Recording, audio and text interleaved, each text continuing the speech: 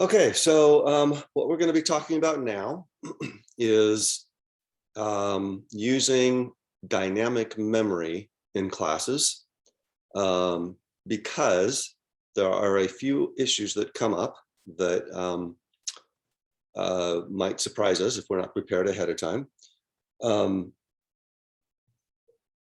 So the way that we're going to approach this is I'm just going to work on an extended example, and we're going to keep working on it. And as we work on it, we are going to discover problems that we are going to have to solve.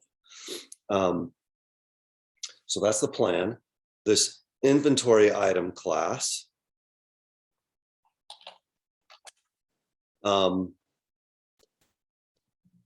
is something that is also in the textbook, but I think you're going to find it to be pretty different in the textbook. So probably best to just treat it as a separate example. So this is just to get us started. We are going to write a class called inventory item. Each inventory item is going to represent a single item in some sort of a store or a warehouse or whatever, any place where you would keep an inventory. You can imagine that there could be a lot of different information that you would want to store about each type of item in your inventory. We're going to keep it simple, and we're just going to store a description of the item and then the number of units of that item that we have in our inventory.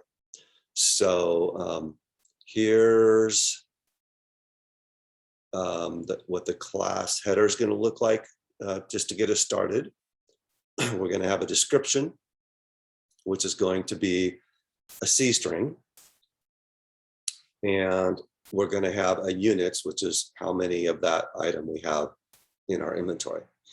You can see 5 member functions here. We're going to have 2 constructors, a set info function, a set units function, and then a function that just prints out the item.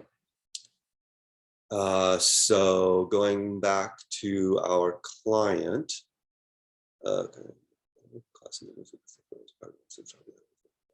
yeah, I will talk about that in a second.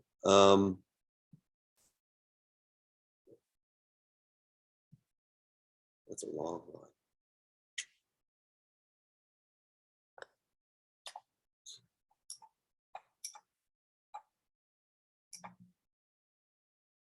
Let's go with that. Okay, so there's our class. Here's our client. We're just going to declare 2 inventory item objects. We're going to print them out. We're going to call set info on item 1. We're going to call set units on item 2, and then we're going to print them out again. Okay, so our first task will be to just write those few functions. That's 5 functions that we're going to have to write. Any questions about any of this before we start on it?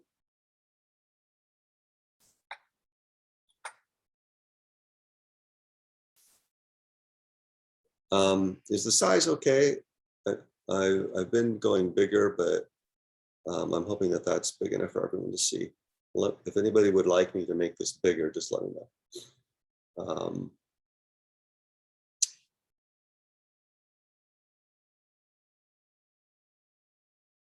Okay, I'm just looking here to make sure I've got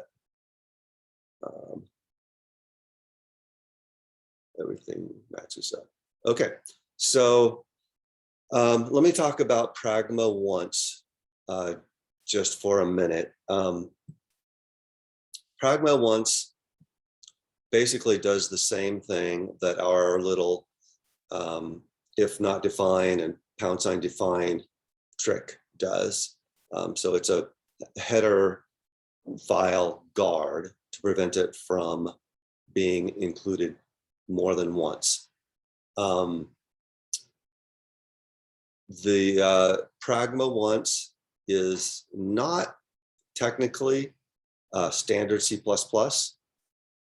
So I'm going to have you use this method, which is standard C++, just because I think it's important that you at least know about it.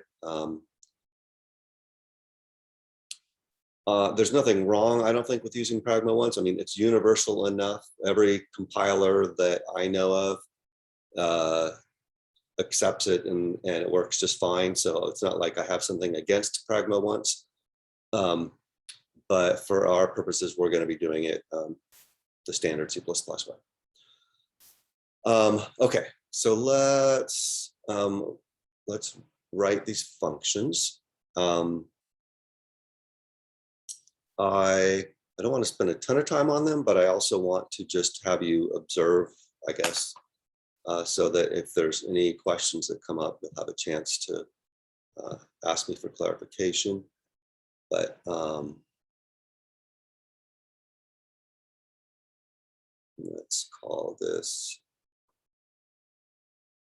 inventory.cpp. Oops. Okay, so at the top of inventory item.cpp, we need to say # include iostream using namespace.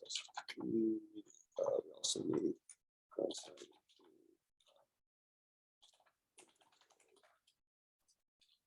H.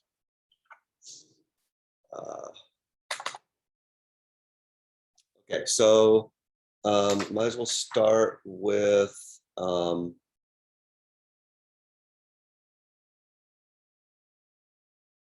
our constructor.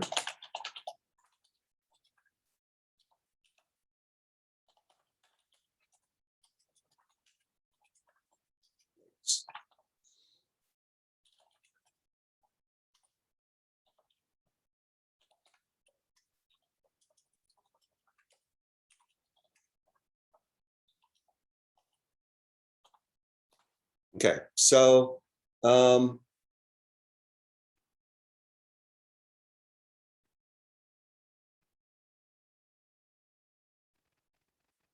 here's just like a first shot at this, okay? Just to give you the, here's conceptually what we want to say, right?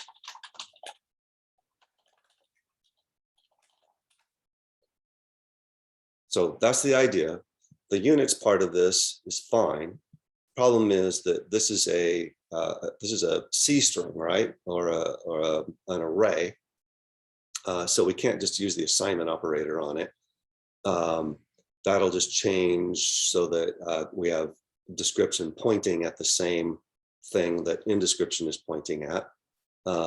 We need to make an actual copy. So we're going to use strcpy, right?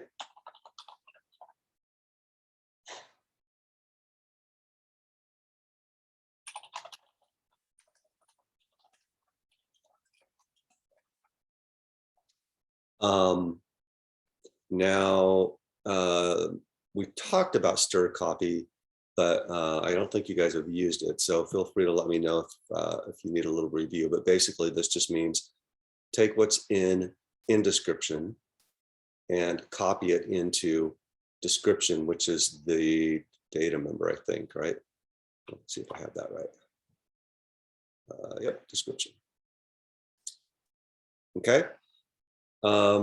Still have some problems here, though. Anybody want to take a shot at explaining what the problem is with this?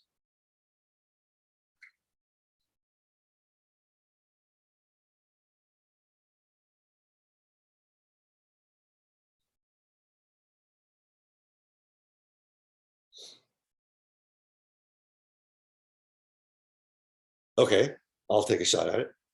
So the important thing to keep in mind with strcpy, and this is like every time you call strcpy, you should just like red flag should go up in your brain, and you should say, okay, have I allocated enough memory in my description array so that it will hold what's in my in description array? Because C++ will not give you any warnings. It will not give you an error message. It'll just try to do the copy. And if you haven't allocated enough memory, it'll probably just crash your program, or and unfortunately, sometimes it'll actually work and your program won't crash until later. And so you'll have no idea sort of what caused the crash, right? Very hard error to track down. So got to be very careful. At this point, when we are in our constructor, description is actually an uninitialized pointer, right? It's just being created now for the first time. So it's just pointing at garbage. So what we need to do is, before we try to copy in description into description, we're going to have to allocate enough memory for description. So description get new char. How big do we need to make the array?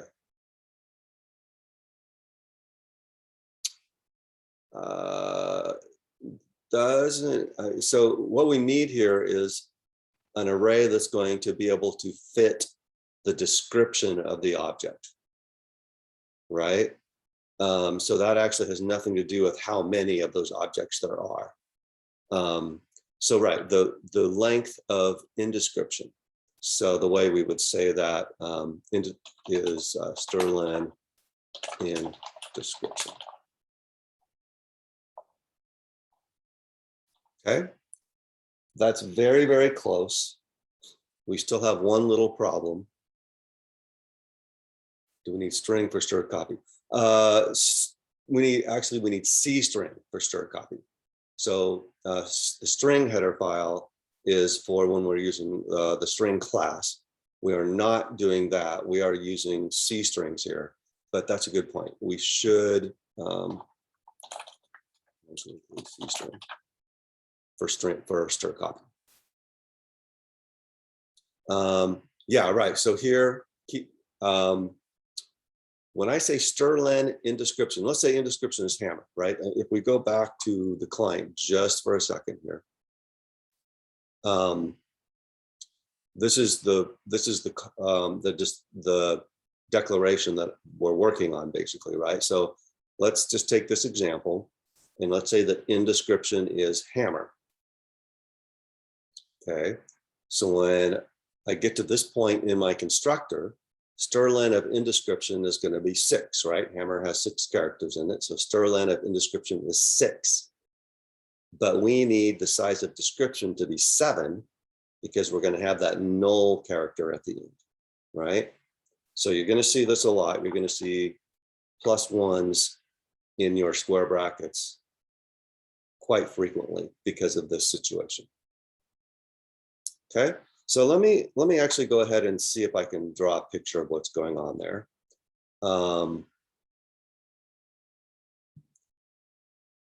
Inside this constructor, I've got something called in description, which is a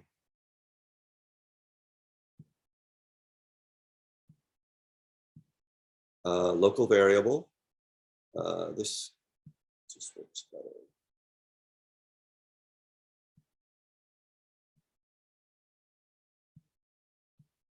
And it is a pointer to something on the heap. So I'm not gonna try to draw a vertical line. Just keep in mind that over out here on the left is where I have my stack, and over here on the right is where I have my heap. And so I'm gonna have it's gonna be pointing at, I'm trying to decide whether to make it.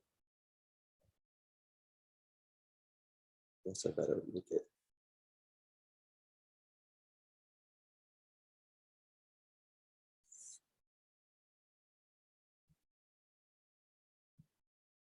So here's H, oops, H, A, what's the name?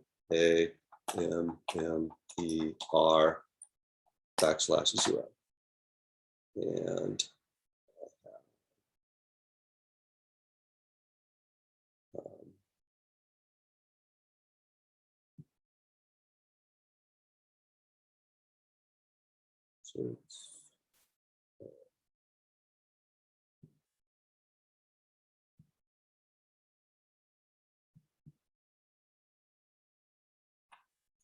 Sorry, this will take me a minute to get going, but I think once I have it going, it won't be quite so painful.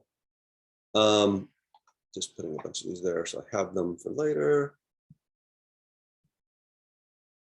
Okay, so there's what we have for in description. Any questions about that picture? This is an array. Guess I'll take the time to actually make it look a little more like an array.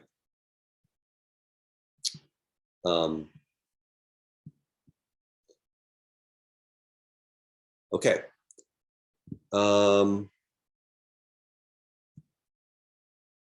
And then we've got something, we've got the calling object, right? So I'm gonna call that star this. Oops. And that's essentially this also a local variable for our purposes at this point anyway. But it has two parts, right? It has units, which we've set to 0 right here. So after I say units get 0, actually I guess I should just set up how this is going to look when we start, right? Right. So this is the units data member of the calling object, and this is the description. Let me try that again. Description data member of the calling object. Okay, so this is the situation we have when we are just about to start executing the statements inside this constructor. The new operator, well, we always have stacks and heaps, but the new operator is what causes us to have something allocated on the heap, right? If we don't have the new operator, then everything we're doing is on the stack. So ever since, day one, ever since we declared our first variable in the first week of class, we've been doing, everything has been on the stack.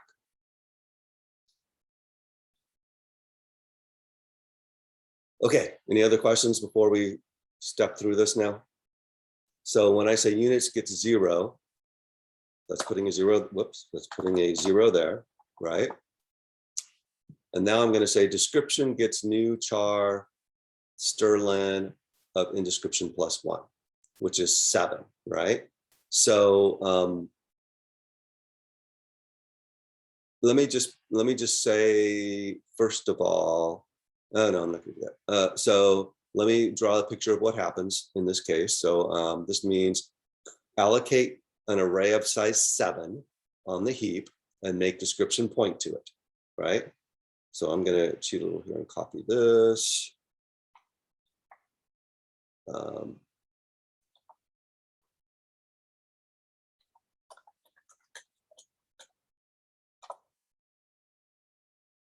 And now this becomes a pointer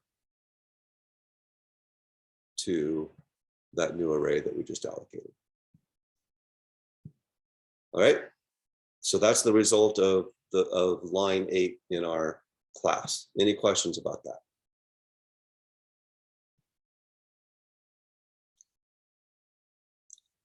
Okay, and then we have stir copy, description, in description. So right now, to be really technical, what I've got is this is filled with junk, right? I don't have any idea what's in there.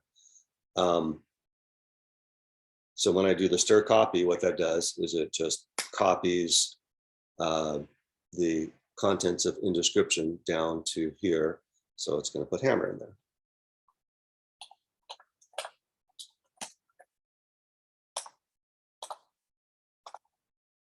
Okay, which is what we wanted. We wanted that. That's what this constructor was supposed to do, right? It's supposed to set the calling object equal to 0 units and equal to the same thing that in description was. Okay, any questions about that constructor?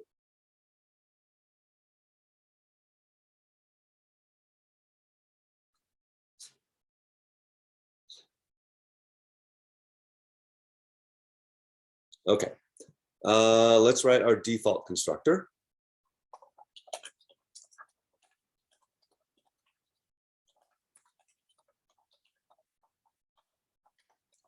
And there's a couple of different ways we could do this. We're going to, first of all, we're going to represent an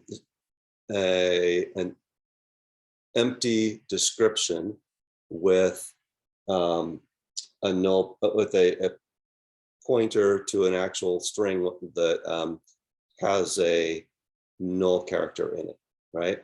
So let me try that again.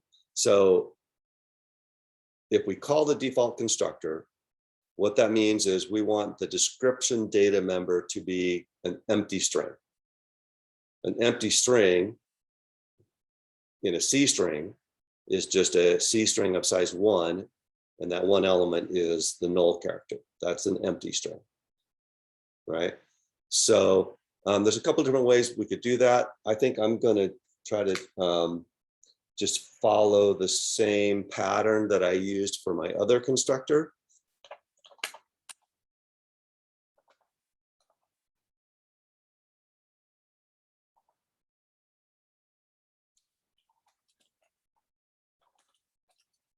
How big do we want the array to be?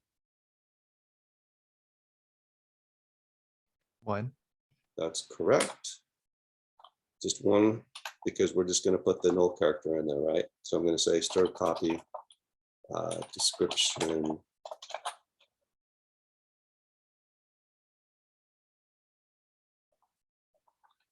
And then put the empty string there. Okay.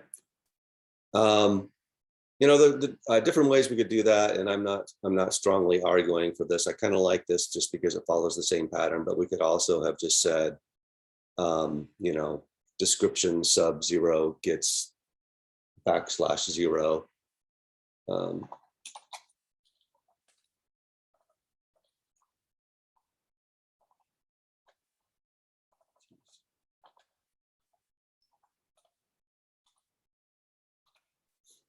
Right.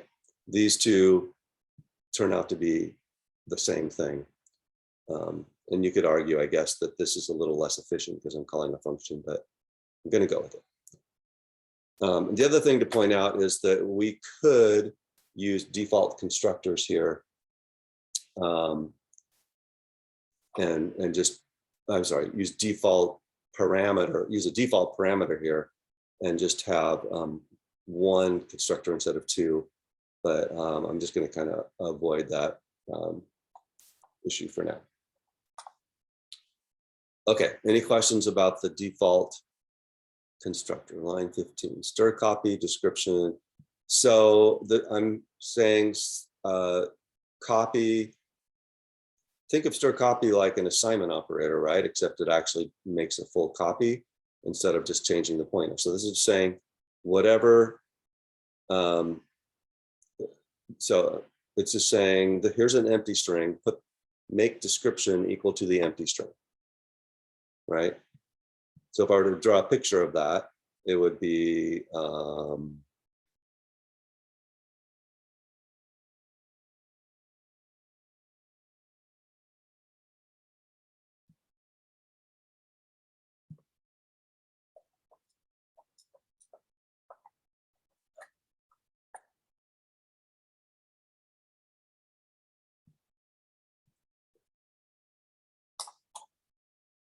that, right? And that picture is the correct way to represent an empty string, right? The description that is just empty.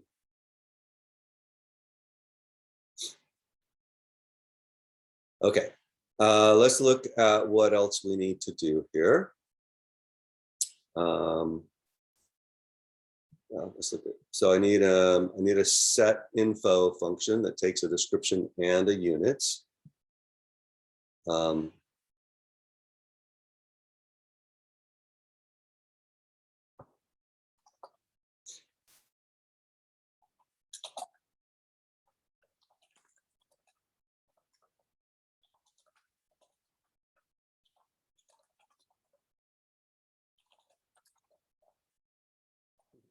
So I'm using a different keyboard. And that's my excuse for typing being so terrible today.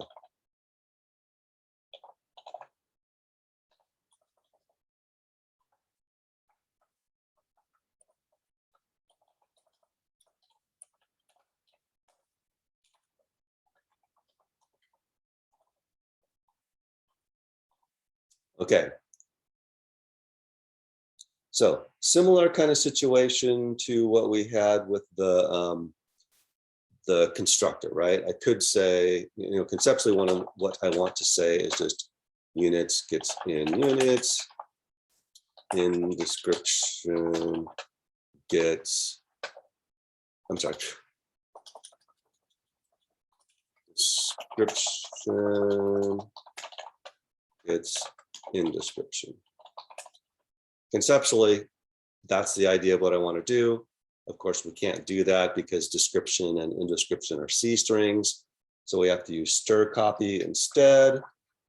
So I'm going to do something similar to what I did in the constructor.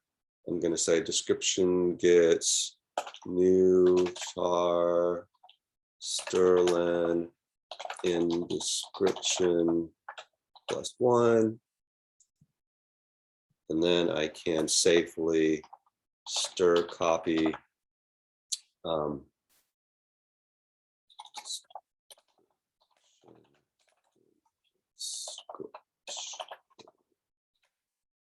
okay.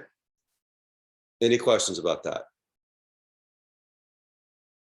Pretty much the same thing as the default, as the constructor, right?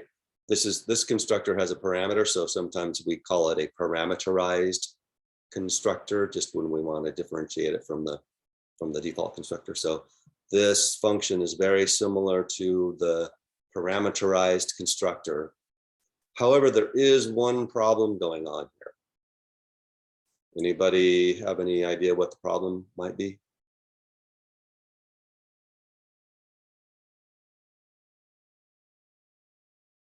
So remember when we were talking about pointers at the very early on, first or second day, I said, whenever you have an assignment operator where you are assigning a pointer to point to something different, you need to think through about whether you need to deallocate what it was pointing at before. Hopefully that sounds vaguely familiar. Okay. Up here, what was description pointing at when we first started this constructor? Right, well, it was pointing at junk, right? It was uninitialized.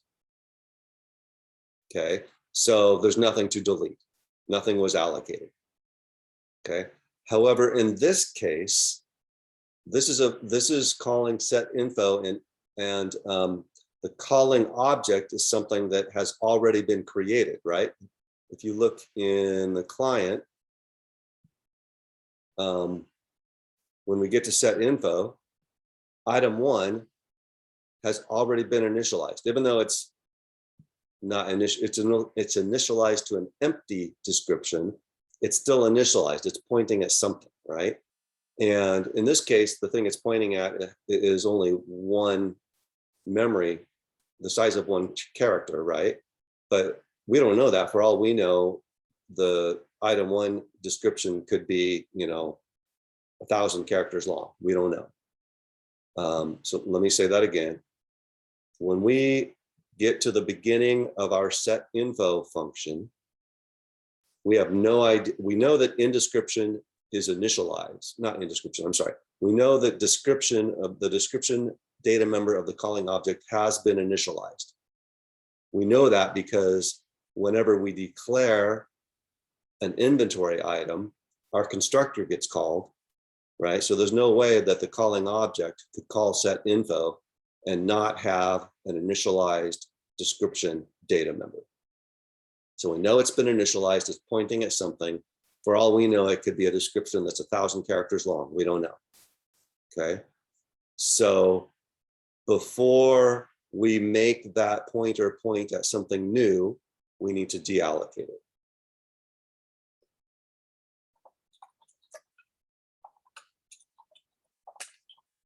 Okay, let me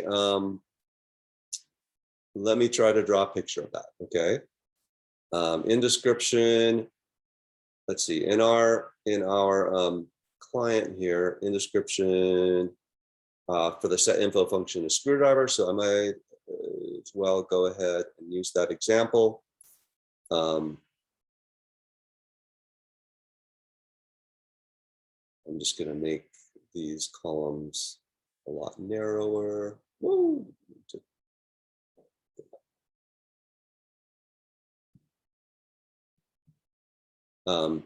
So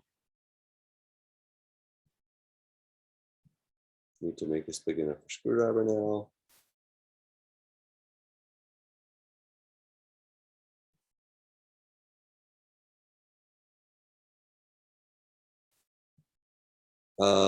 Did we create descriptions for the first time in the arguments?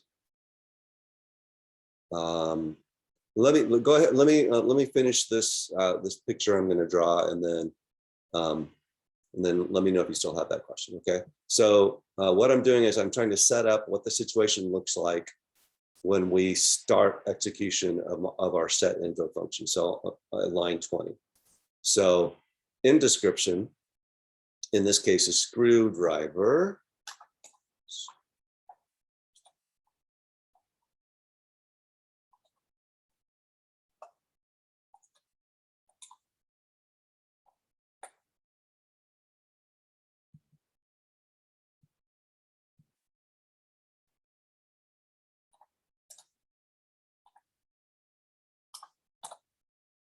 Okay, and the calling object, I'm not going to worry about in units.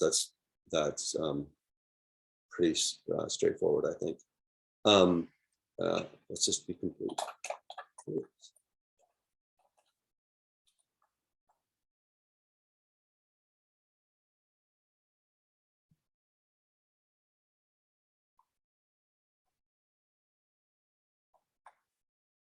Okay, so we've got a local variable called in description. We've got a local variable called in units, which in the case of our client, since we're sticking with that, is 5, right? Okay, and then we have a calling object. And in our particular example, the calling object is an empty string, has an empty string as the description data member, but we don't know, it could be anything, right? So I'm just gonna say units, we don't know what the units is, and the description is, we don't know. So I'm gonna just kind of make it arbitrarily big here and put some question marks in there. Okay.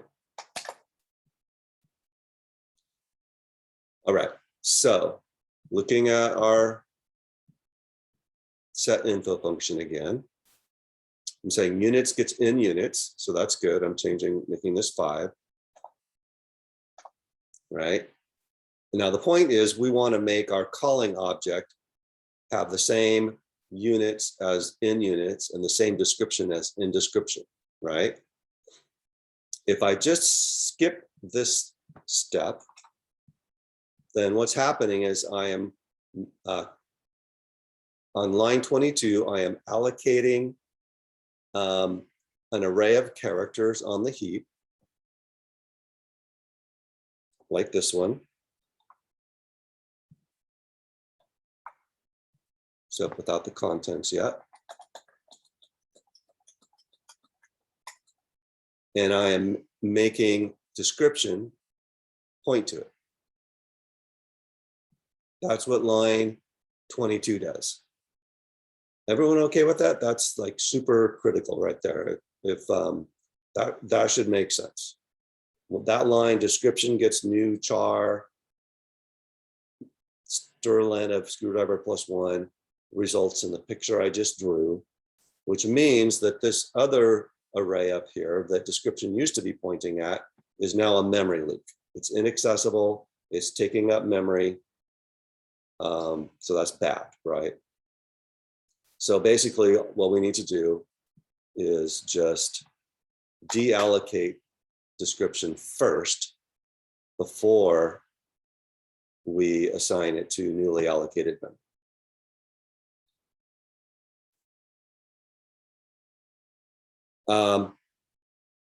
That's almost true, Joseph. So Joseph says, in any function where we redirect the pointer, we need to delete its current location. That is true as long as you're sure that it is pointing at something already. All right. And typically when you're dealing with class member functions, it is safe to assume that because you will make it do that in your constructor. The exception, of course, is in the constructor, right? In the constructor, it's not already pointing at something, so we don't need to delete its current location. So I wouldn't want to, I'm thinking about this, and I don't want to say this, I don't want to guarantee this 100%, but I'm pretty sure it's safe to say that in constructors, you're never going to want the delete. And in other functions that are not constructors, if you redirect a pointer, you're always going to want to delete. Okay.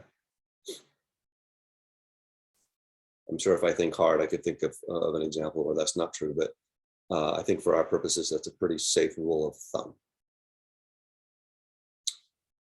Okay, any questions about the set info function? Okay. The other two functions are actually pretty straightforward, I think. Let's just get them down here.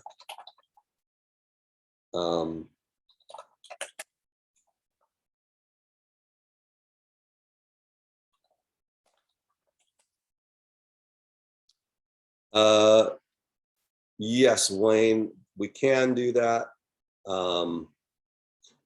I chose not to do that in this case, just because I didn't want to introduce that thing that I thought might be an additional complication. But yes, we could do that. So this is just going to be units gets in Unix. And then our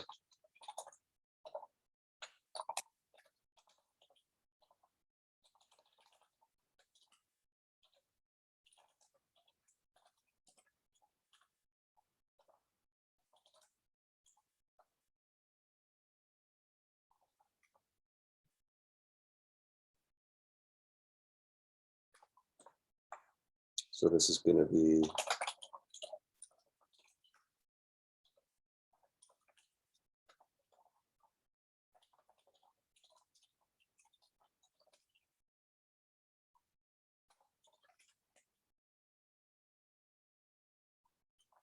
right. Any questions about those last two functions that I just threw in there?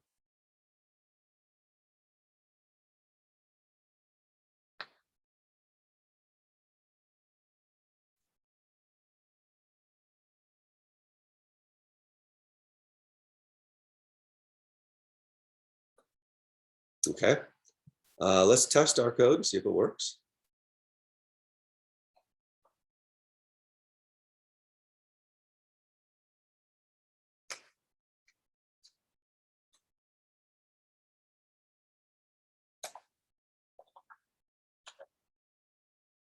I think I just called it.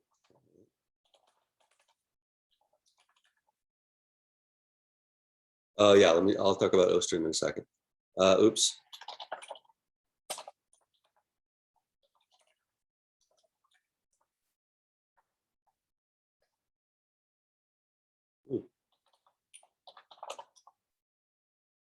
Okay, is that the output that we were hoping for? Item 1 is 0 and then empty description. Item 2 got initialized to hammer, so item 2 is 0 hammer. Then we set info on item 1 to 5 screwdriver, so there's the 5 screwdriver. And then we set the units on item 2, so now item 2 is 9 hammer instead of 0.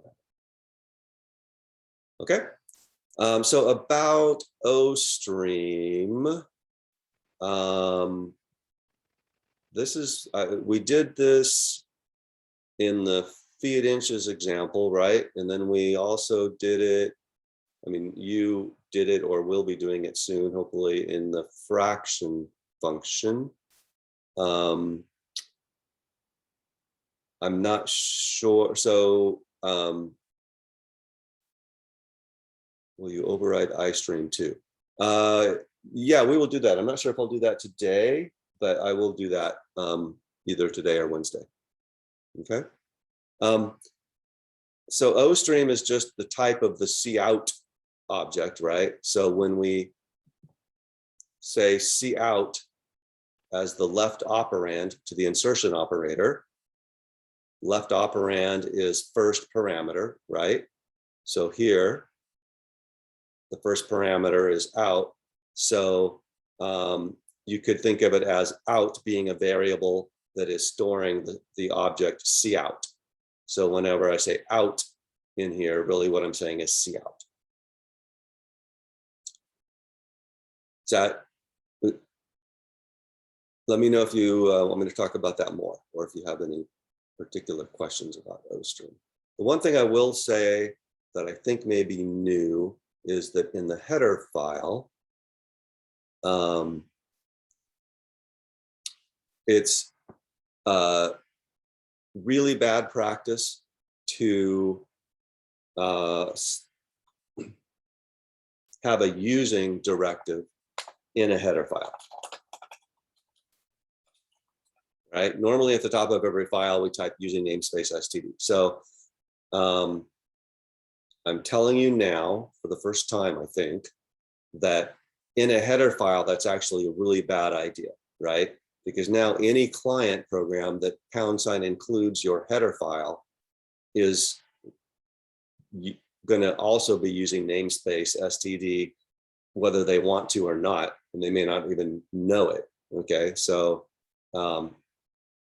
we don't do any using directives in header files, which means that when I get down here, in order to be able to use OStream, I have to put std : in front of it.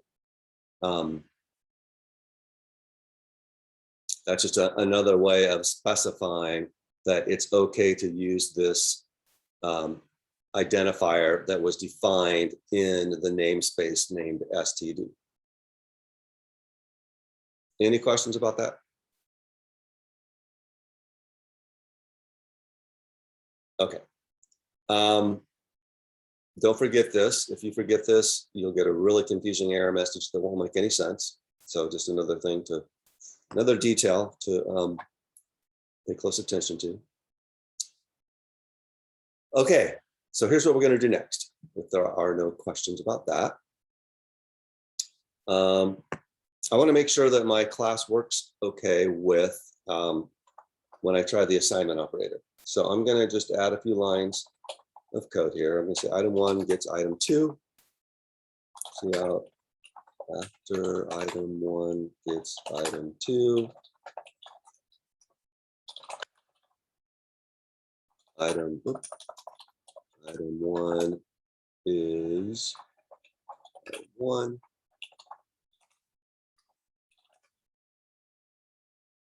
Item 2 is 2. Now I'm going to say item 2 dot set info lawnmower 14. And then cout after item 2 dot set info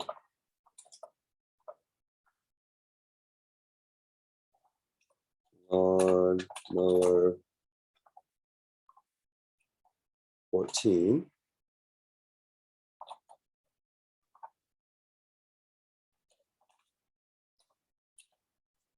Print them out again.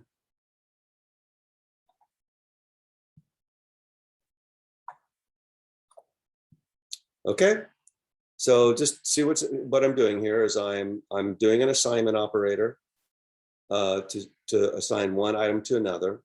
I'm printing them out to make sure they're the same thing. And then I'm just going to change item 2 and then print them out again. Okay, let's give that a run and see what happens.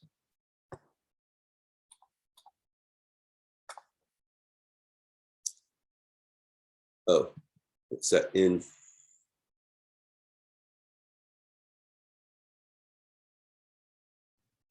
Line 24. On line 24. Oh, there we go. Okay. I was stuck on looking at this. I can see that right there. Try that again.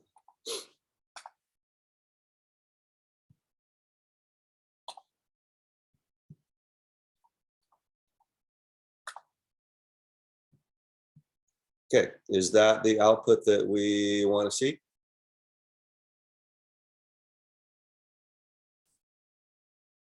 And if not, tell me what happened.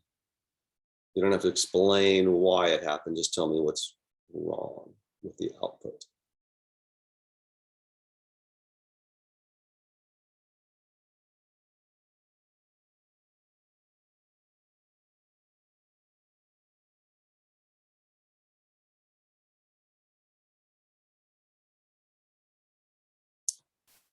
No one wants to take a shot at it. Okay, so let me talk about it a little bit. Right here, after item 1 gets item 2, this looks right? They're both 9 hammer. That seems correct. Now I'm going to change item 2. When I changed item 2, the description on item 1 also got changed. Anyone want to take a shot at what's going on there?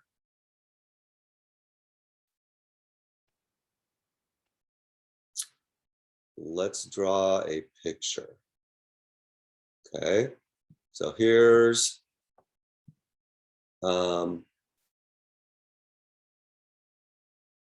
the perspective of the client, I'm gonna actually the pointer. Listen, when we did item 1 gets item 2, the pointer from item 1 was assigned to the pointer of item 2. That is correct. Let's see a picture of that. I think that let's call this item 1. It's going to have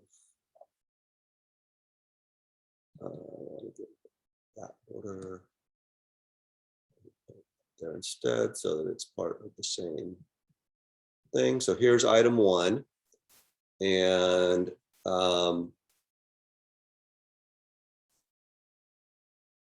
let's say it was pointing at screwdriver. I'm not sure. Was it? Yeah, item 1 was 5 screwdriver, right? So 5 screwdriver. This is the description data member of item 1, and this is the units data member of item 1. Okay. And then here's item 2. And item 2 was 9 hammer, right? Yeah, 9 hammer. So 9. Let's get rid of this. It's probably, I guess I could just delete.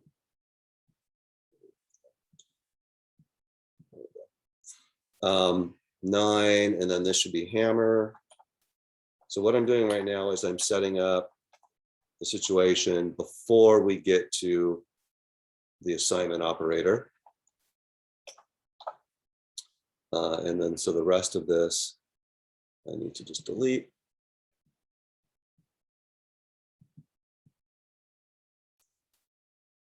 Okay, so everyone okay with this is the picture that we have when we get to line 19 in the client? Okay, so when I say item 1 gets item 2, first of all, there should be a question. Does C++ even know how to apply the assignment operator to inventory item objects? Or shouldn't that just be a syntax error because there is no assignment operator that takes operands of type inventory item, right? The answer to that question is C++ automatically creates a default assignment operator for any new type that you create. And in the case of an object, what that default assignment operator does is it just does what's called a member-wise copy. So it copies each member of item 2 into item 1, right? So when I copy the units from item 2 into item 1, that just makes that become 9, right? When I copy the description from item 2 into item 1, that means literally just whatever's in this memory location right here, copy it into this memory location up here, right? And what's in this memory location up here, right here, is a pointer to that hammer. So all the assignment operator is going to do is it's going to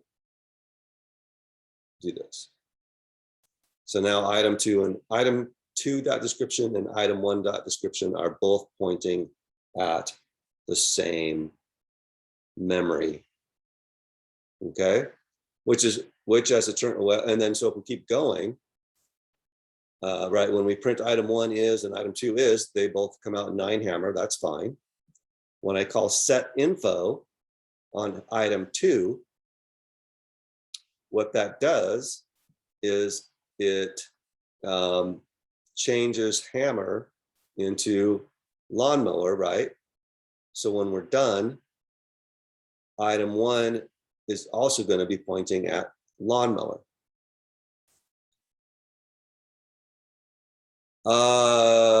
Is the equality, it also is the only operator, yes. Yes, the assignment operator is the only operator C++ will automatically create for objects. Okay, so I haven't drawn the final result here. I'm hoping that you can see what I'm saying. Just that when I call set info, that's changing this to lawnmower, right? So now that's bad, right? Because I didn't want item 1 to also be lawnmower. What I want is when I do the assignment operator, I want to create a whole new piece of memory out here, and a whole new array on the heap for item 1 to point to.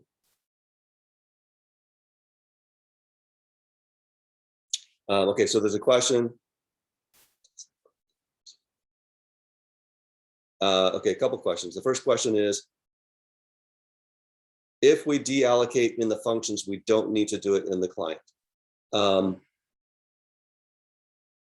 That is true, but maybe more to the point, number one, we cannot do it in the client because those are private data members. And number two, we don't want to do it in the client, right? We don't want the client to even know any of this is going on. So I'm glad you asked that. That's a super important point, right? All this stuff that's going on with the behind the scenes and the heap and the stack and allocating and deallocating, we don't want the client programmer to even know that any of that is happening, right? So anyway, so I think that answers that. So the next question that I'm seeing in the chat is, does that corrupt the members in info? I think you mean item 1. You might have to help me out a little bit with that, Tyler. I'm not quite sure what you mean. Does that corrupt the members in item 1? I'm going to assume you mean. It doesn't corrupt them. It actually just makes them point at lawnmower, right? And then yes, another bad thing that's happening here, besides the fact that item 1 and item 2 are both pointing at the same memory, is that we have a memory leak out here. Screwdriver has not been deallocated, right? Although, well, that may not be true because when we execute the set info function, I think we may have deallocated screwdriver, right? So I kind of glossed over that a little bit. Anybody want me to back up and do this again? I could do that. Fairly important point. Yeah, let me just do that real quick. Okay, so this is what we had originally, right? So now I'm calling set info with lawnmower and 14. So if I go to my set info function, first I say units gets in units.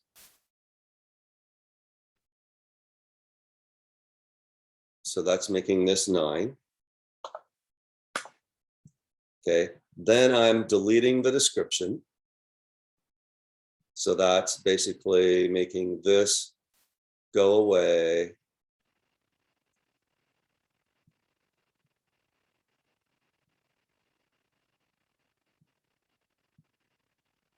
And making it so that description is now uninitialized, right?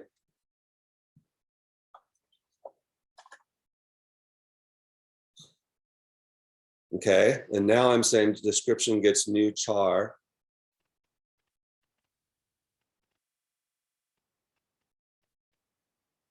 Wait, was I doing set info on item 1? Sorry, I'm getting myself confused here. I was doing set info on item 2. Okay. Rewind.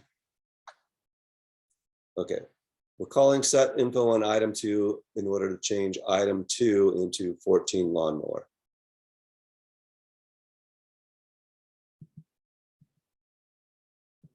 Okay, so units gets in units. In units is 14. And in description is lawnmower, right? So here's what's happening here. We're deleting the description of the calling object, which was item 2. So that's making this go away. I'm going to leave it there, okay? Because it may actually just stay there in memory, but what it does is it says this memory is now deallocated. You can use it for something else if you want, and this is now uninitialized.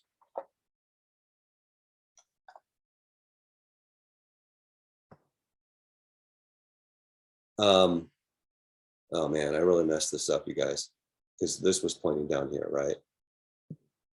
At the beginning, when we started set info, this was already pointing down here.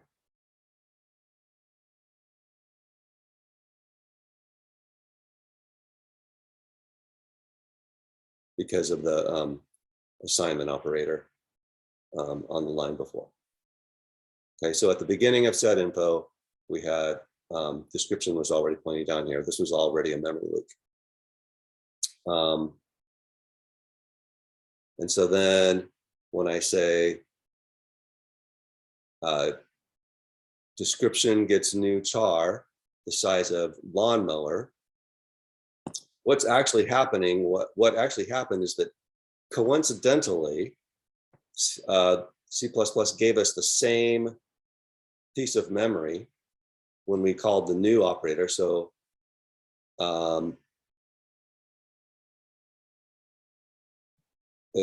except bigger, right? So it's just going to be expanded like this.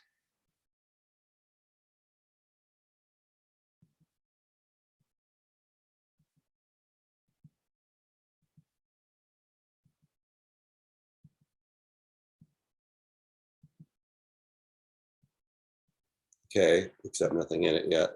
Well, except that's probably still sitting there, right? And so then when I say, and then it's making description point to it.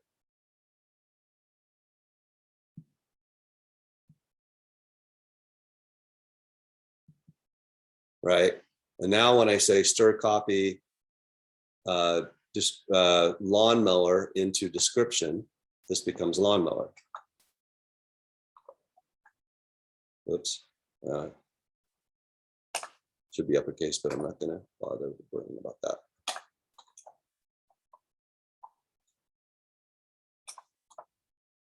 Okay.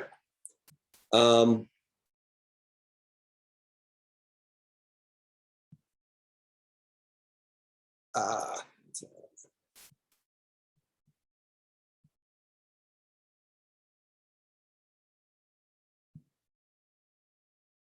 Okay, so now this is, you should be able to see now why both of why the both of the descriptions for both items ended up being equal to lawnmower, right? Right. Okay. So another way of saying that is that if item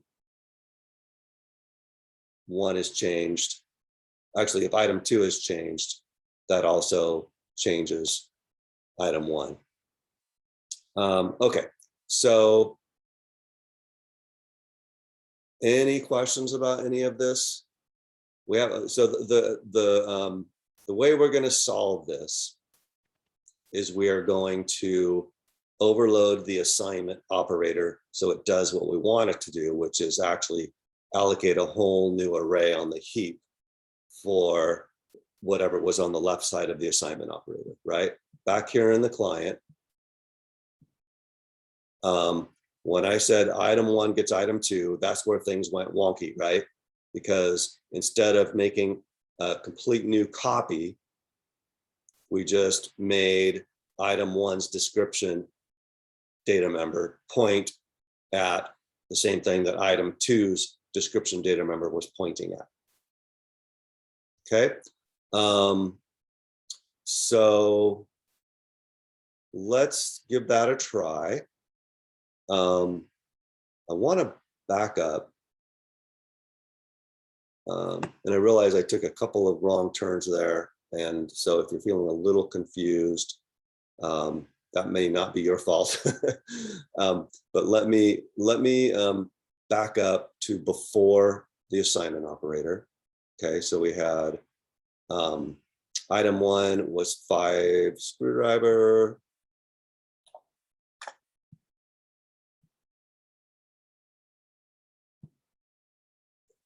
Item 2 was 9 hammer, right?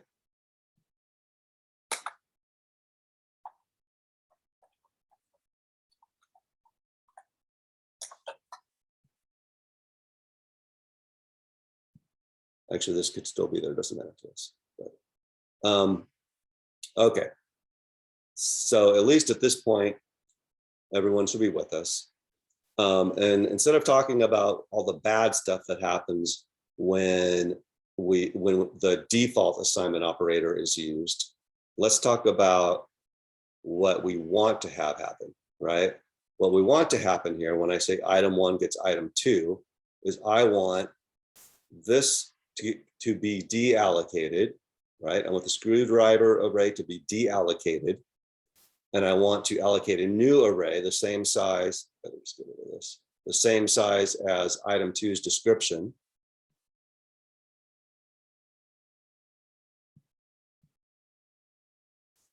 And make item 1's description data member point to that newly allocated array that has hammer in it.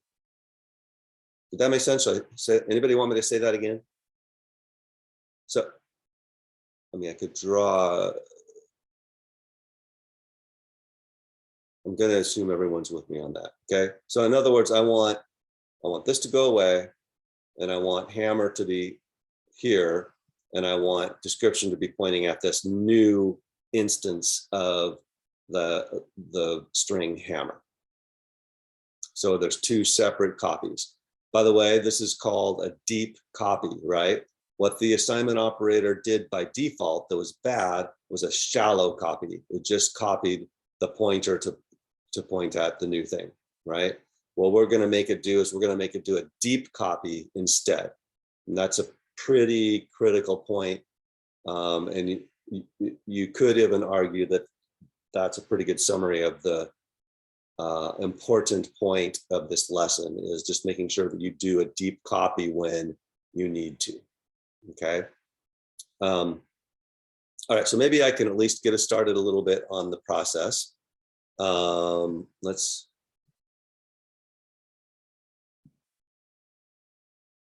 actually, you know what, this is I think this is actually a better place to stop. First thing on Wednesday, what we will do is we will overload the assignment operator. Hopefully at this point, you have at least a fuzzy idea of why it is that we need to do that, right? It's because we don't want this description up here to just point to the same piece of memory that item 2's description points to.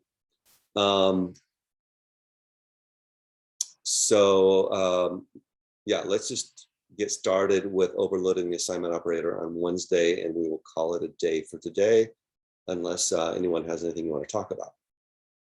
Or I could go over this a little bit more if it would help.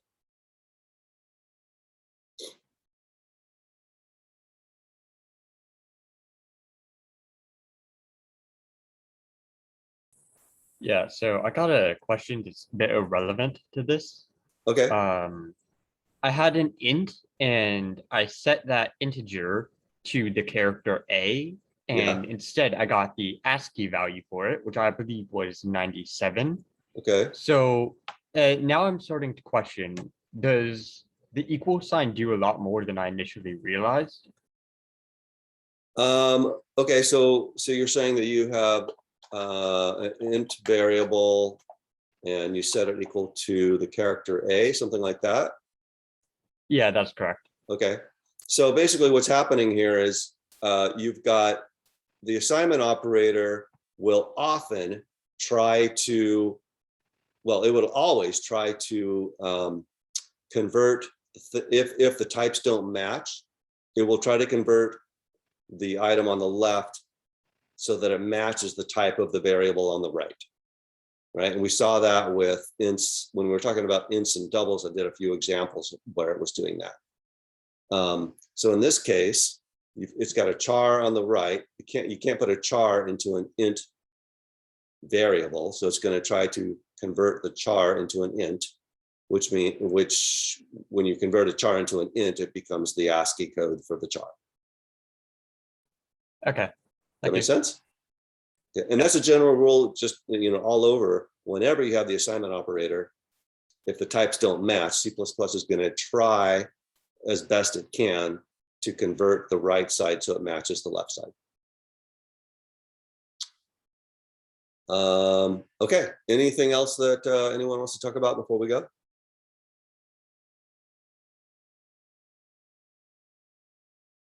All right, then I will see you on Wednesday.